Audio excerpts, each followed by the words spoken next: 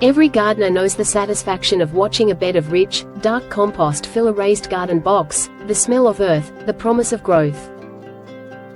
Yet, for many, that joy fades by midsummer when the soil sinks, the plants droop, and all that hard work seems to slip away with the heat. The truth is, what seems like the perfect solution might actually be the silent cause of your garden's struggles. Filling raised beds entirely with compost isn't the secret to thriving soil, it's the trap that keeps you endlessly refilling, rehauling, and repeating. Over the years, countless gardeners have followed this same pattern, pouring in compost, leveling it smooth, and watching it shrink before the season's end. It feels like progress, yet the beds keep sinking lower every spring. The problem isn't your effort, it's the misconception that compost alone can replace soil. Compost is alive, yes, but it's not a home for life. It's food. It's the feast microbes devour, not the house they build.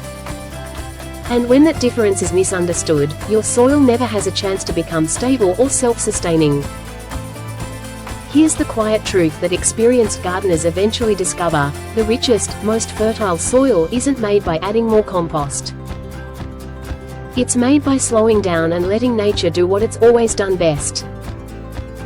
There's an easier, gentler way to create a garden that stays full, balanced, and fertile without hauling heavy bags or spending a single dollar.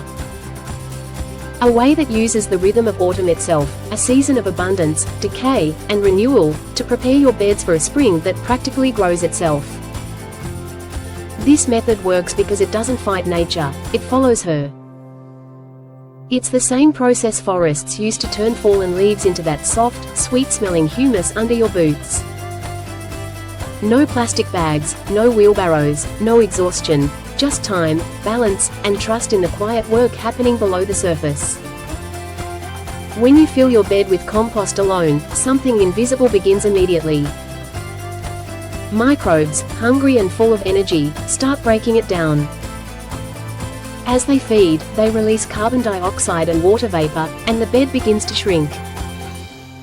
You might not see it right away, but by the time spring rolls around, you're adding more and more to make up for the lost volume. It's not your garden settling, it's your compost vanishing.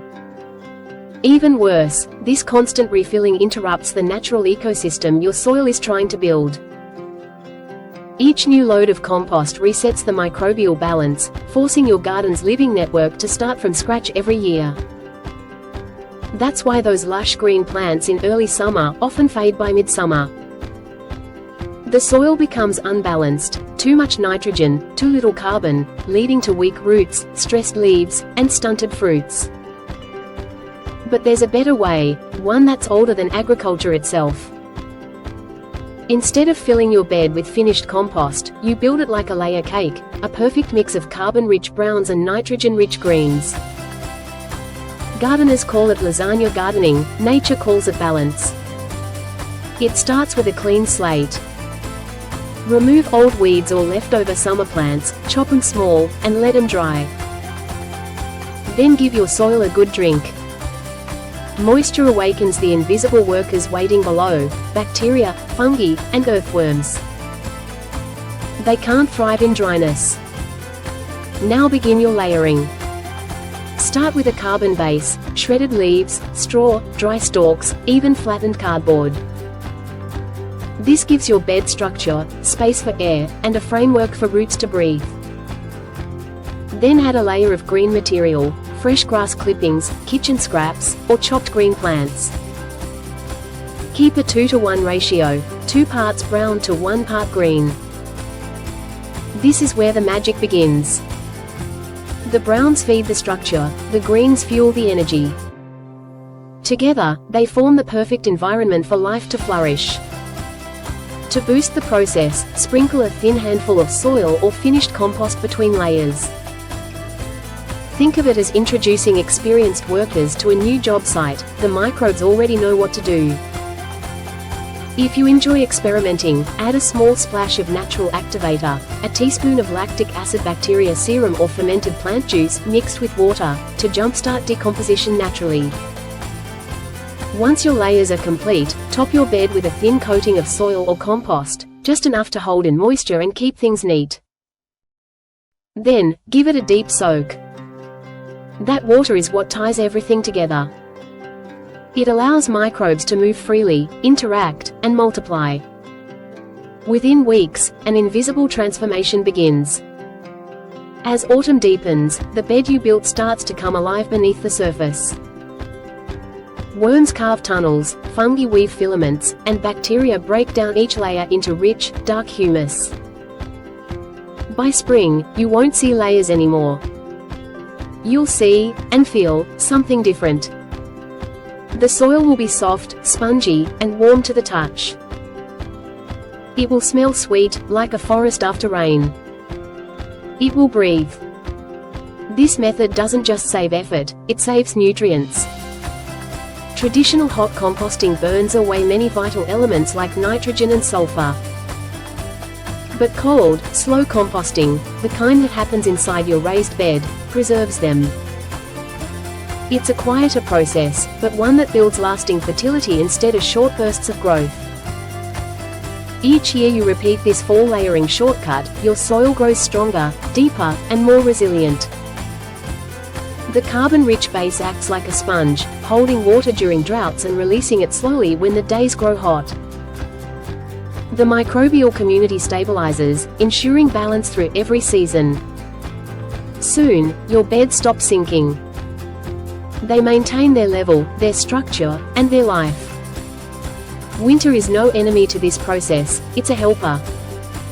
While frost and snow cover the surface, life continues below, slowly, steadily, and unseen.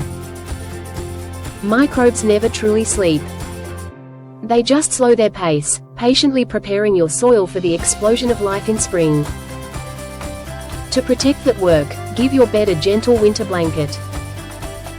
A breathable tarp, old fabric, or thick straw layer will keep warmth in and prevent harsh weather from disturbing the delicate structure beneath. For warmer climates, a light mulch of shredded leaves is enough to retain moisture and prevent erosion. Before covering, sprinkle a bit of mineral-rich material, crushed eggshells, seaweed meal, or rock dust, to replenish trace elements. Then, walk away. Let the worms and fungi do what they've done for millions of years. By the time you return in spring, the transformation will feel almost miraculous. You'll dig your hands into soil so rich and alive that your fingers sink in effortlessly. You'll smell that faint sweetness, the scent of living earth, and know, without question, that your garden is ready. This isn't just a gardening technique. It's a shift in perspective. It's a partnership with nature, one that trades labor for patience, and effort for understanding. For those who've spent decades gardening, this realization feels like freedom. No more backbreaking hauling, no more endless refilling. Just gentle, seasonal balance. Because the best gardens don't depend on what we buy. They depend on what we believe, that nature, when trusted, gives back more than we ever put in. And that's the real secret to a garden that lasts. So this season, skip the heavy compost bags. Instead, pick up your rake, gather your garden's gifts, and let the earth do the work for you. Year after year, your soil will grow richer, your effort lighter, and your connection to the land deeper. That's not just good gardening. That's harmony. And when you stand in your garden next spring, surrounded by new growth born from last autumn's rest, you'll understand something powerful: the garden never truly sleeps. It just breathes quietly through the seasons, waiting for you to join its rhythm again.